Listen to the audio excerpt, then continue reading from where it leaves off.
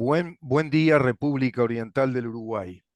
Uno que tira bombas en OCE, parece que porque el agua estaba salada, porque no había agua, porque había sequía, y tira bombas por ahí.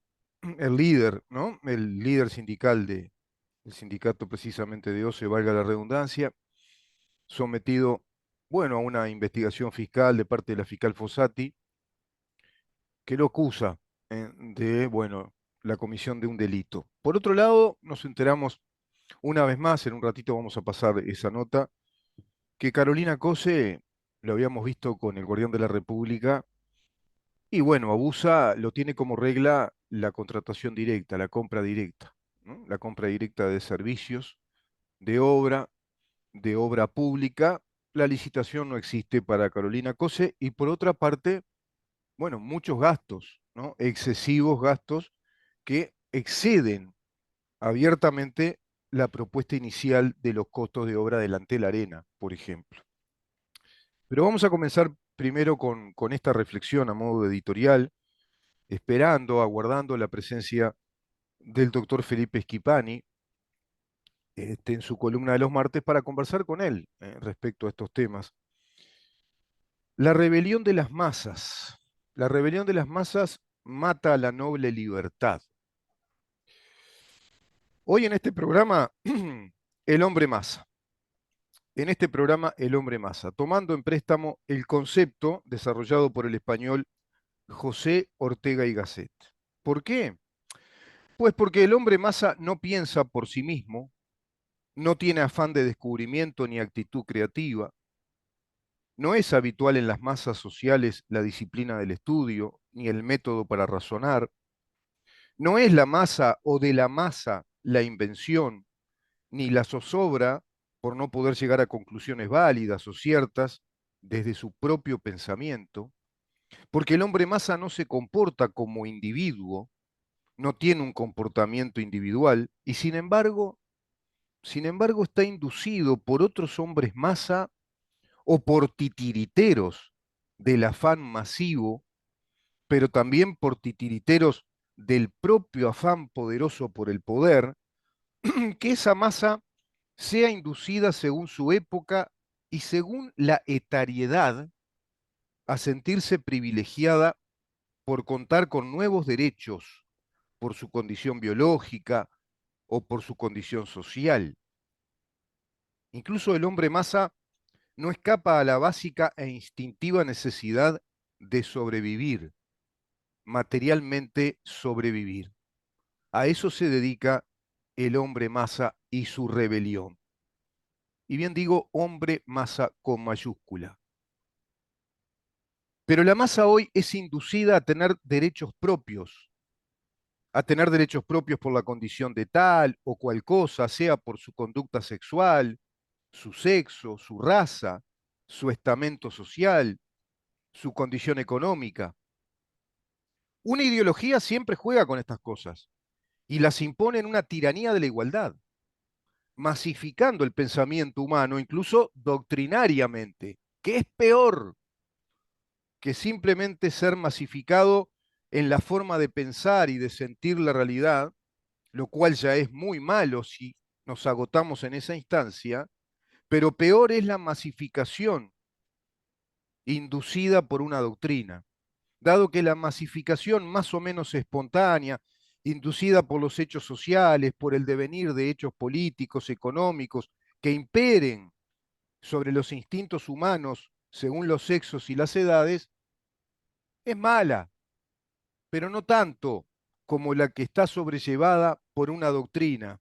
La masa es así inducida a pensar lo mismo y bajo esa falacia que podría decirse es una tautología criminal, lo tautológico significa pensamiento redundante, que redunda sobre sí mismo, pretendiendo adquirir o llegar a conclusiones cuando siempre está pensando sobre sí mismo, y experimenta la ilusión negativa de sentirse orgullosamente con derechos propios, como si lo propio lo fuera por clase social, como si lo propio lo fuera por condición sexual, como si lo propio lo fuera por ser parte de una época, como si lo propio fuera lo que no es consciente de sí mismo y tan solo es parte de una ideología impuesta.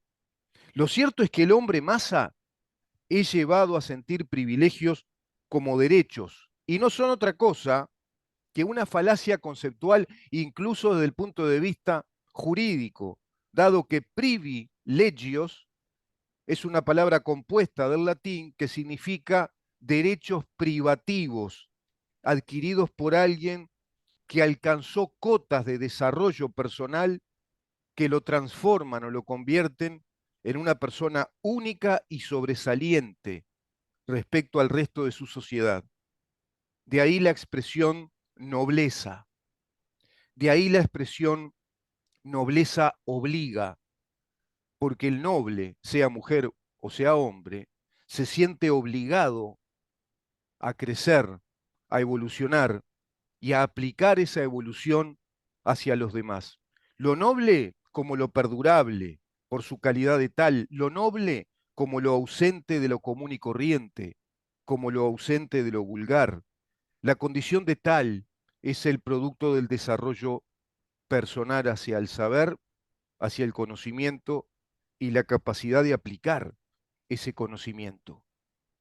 Lo noble o el noble no es el aristócrata de clase como en Europa, porque ellos también son masa. El hombre masa también es el político torpe, el político arribista, el universitario vulgar o el millonario grosero y materialista. En cambio, el noble es aquella persona que se preocupó de sí misma, importándole instancias superiores a las de las cuales está partiendo o parte. Le importa ir creciendo sobre sí misma. Porque como dice el tango Mis Harapos, sí se puede decir con certeza moral, caballero del ensueño, tengo pluma por espada, mi palabra es el alcázar de mi reina la ilusión.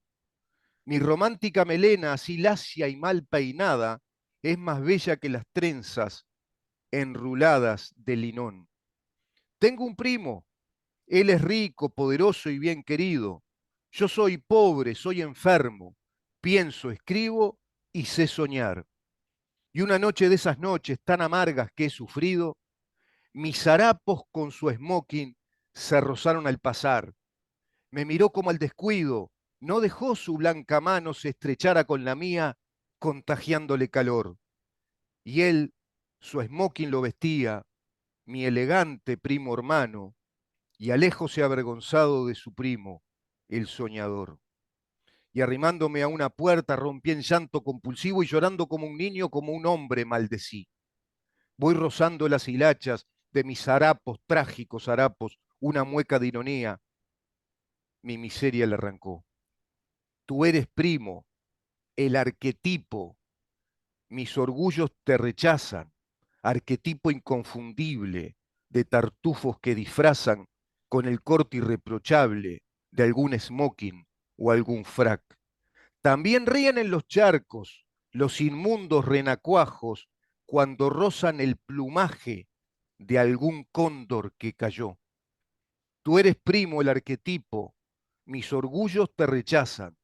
Déjame con mis harapos, son más nobles que tu frac. Esta letra maravillosa de un tango de los hermanos Visconti, música de Marino García y letra de Jorge Luque Lobos, creo que ilustra claramente con la belleza de nuestro idioma español, desde ese patrimonio invaluable, desde ese acervo que es el tango, la belleza de ser noble, buscando el propio destino, liberándose a sí mismo, creciendo como personas, para realmente ahí sí ingresar al mundo de la libertad, la capacidad de poder elegir, la capacidad de desarrollar pensamiento, como les decía, para poder seleccionar.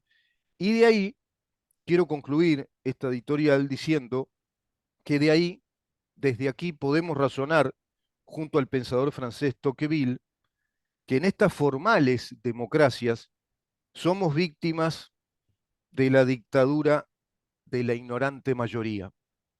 Somos víctimas de la dictadura de la ignorante mayoría o víctimas de la dictadura del instinto social. Vamos a una pausa, si te parece, Ramón, y continuamos. Buscamos, preguntamos, estudiamos, investigamos y publicamos para saber